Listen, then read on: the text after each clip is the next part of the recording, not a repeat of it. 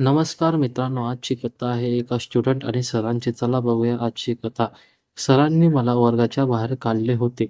माझा चेहरा खूप रडल्यासारखा झाला होता आणि मी रडू लागले होते आणि मी विचार करत होते की आता काय करू. सरांनी माझ्या प्रत्येक प्रश्नाच्या उत्तरासमोर कॉपी करताना पकडले आहे असे लिहिले होते आणि ते पण लाल पेनाने त्यांनी लिहिले होते. आता त्यामुळे मी नापास होणार हे मला थोडक्यात समजलं होतं. थोड्या वेळाने पेपर संपला आणि सगळी मुलं निघून गेली होती. मी तेव्हाही बाहेर उभी होती. मला मात्र खूप भीती वाटत होती, कारण मी नापास झाले तर माझे पप्पा माझं लग्न कोणत्याही मुलासोबत लावून देणार होते. कसंही करून मला सरांची माफी मागायची होती. त्यामुळे मी सरांची माफी मागण्यासाठी सरांच्या ऑफिसाकडे गेले आणि सरांचे ऑफिस दुसऱ्या मजल्यावर होते, ते पण कोपऱ्यात. तिथे थोडासा अंधार होता. तेव्हापासून कॉलेजमध्ये सगळे शिक्षक निघून गेले होते. जवळपास कोणीही नव्हते. हळू-हळू मी सरांच्या ऑफिसमध्ये गेले, तेव्हा सर पेपर लावत होते. मी दरवाजा वाजवला आणि विचारले, "सर, मी आत येऊ का?" सर म्हणाले, "ये." मी घाबरत आतमध्ये गेले आणि सरांना म्हणाले, "सर, माझं चुकलं. मला माफ करा. यानंतर मी कधीच असे करणार नाही." तेव्हा सर माझ्याकडे लक्ष न देता खाली बघून पेपर लावत मध्ये मग्न होते. तेव्हा मी पुन्हा सरांना बोलली, "सर, मला कोणतीही शिक्षा द्या. मी शिक्षा भोगायला तयार आहे. पण मला प्लीज पास करा. शिक्षा मी कोणतीही मंजूर करेल. प्लीज मला नापास करू नका." असं मी सरांना बोलत होते. पण सर कोणत्याही परिस्थितीमध्ये माझ्याकडे बघत नव्हते. मी फक्त एकच प्रश्न कॉपी केला होता आणि त्यातच मी पकडले गेले. मी खोटं बोलत चालले होते, पण सर काही माझ्याकडे लक्ष देत नव्हते. ते त्यांच्या कामामध्ये मग्न होते. तेव्हा जेव्हा मला समजलं की सर माझ्याकडे ऐकत नाही आहे, तेव्हा मी नापास होईल हे मला कळत होतं. तेव्हा मी सरांच्या जवळ गेले आणि पुन्हा सरांची माफी मागू लागले. तेव्हा सरांनी माझ्यावर नजर गेली आणि ते मला डोक्यापासून पायापर्यंत बघू लागले. भलेही मी 11वी शिकत होते, पण माझं शरीर एकदम सुंदर होते. त्यामुळे जेव्हा सरांची माझ्यावर नजर पडली, तेव्हा ते माझ्याकडे अट्रॅक्ट झाले आणि असेही सरांची खूप दिवसापासून माझ्यावर नजर होती. त्यानंतर सर पेपर बाजूला ठेवून समोर येऊन टेबलवर एक साईडला बसले आणि मला म्हणाले, "तू चूक केली आहेस, मग त्याची शिक्षा तर तुला मिळालीच पाहिजे."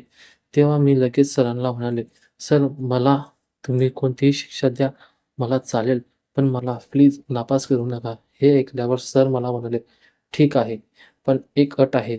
जी शिक्षा मी तुला देईन त्याबद्दल तू कोणालाही काही बोलणार नाही. जे काही होईल ते आपल्या दोघांमध्ये होईल आणि इतर कोणत्याही शिक्षकाला किंवा घरी ही माहिती कोणालाही सांगता येणार नाही तुला." हे ऐकल्यानंतर मी सरांना बोलते, "सर, तुम्ही कोणतीही गोष्ट सांगा, मी त्यासाठी मान्य आहे. तुम्ही फक्त मला नापास करू नका." सरांची ही गोष्ट ऐकल्यावर मी खूपच खुश झाले. मी सरांना म्हणाले, "सर, मला तुमच्या सगळ्या अट मान्य आहे. याबद्दल मी कोणालाही काही सांगणार नाही." मी हो म्हणताच सर उठून बाहेर चक्कर मारून आले.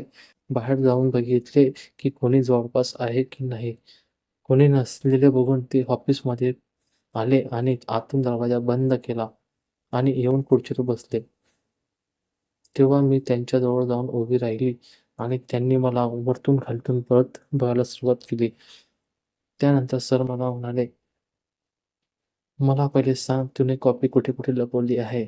हे ऐकून मी थोडी घाबरली. सरांनी मला घाबरलेलं बघितलं. तेव्हा तर मला म्हणाले तेव्हा ते मला म्हणाले, "माझ्याजवळ ये, मला मनमोकळेपणाने सांग."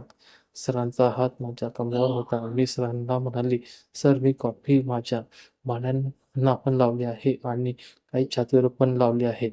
त्यानंतर मी माझ्या छातीकडे इशारा केला. त्यानंतर लगेच सर मला म्हणाले, "दाखव बघू, तू कॉफी कशी लपवली आहे." तेव्हा मी एकदम गप्प झाले होते. मी काहीच बोलले नाही. तेव्हा सर पुन्हा म्हणाले, "घाबरू नकोस, इथे माझ्याशिवाय कोणीच नाही आहे. मला दाखव." त्यानंतर ते माझा हात ठेवून सोडून लागले आणि मला खांद्यावरून खाली वेगळ्या नजरेने बघू लागले. मला कसेही करून पास व्हायचे होते.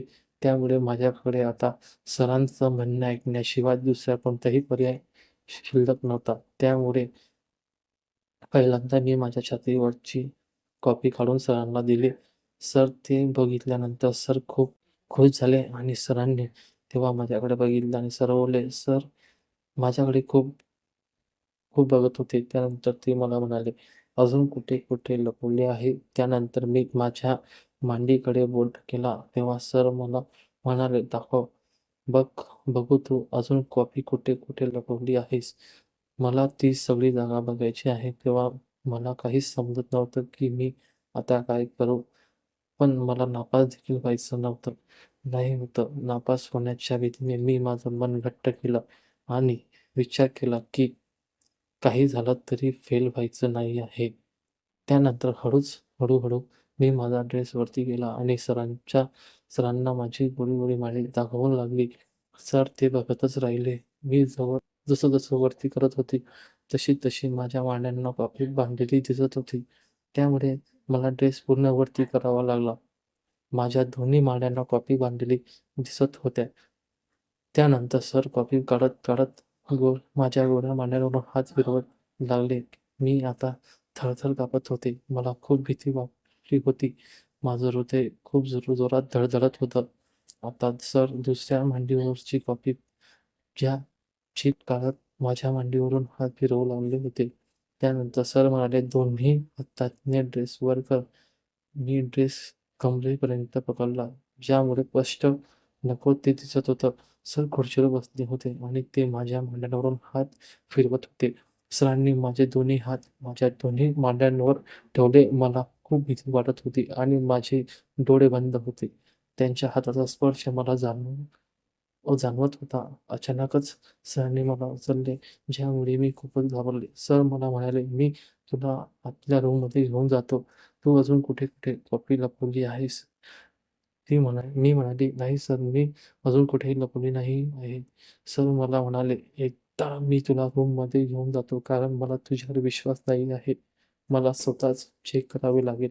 त्यानंतर त्यांनी मला रूममध्ये नेलं.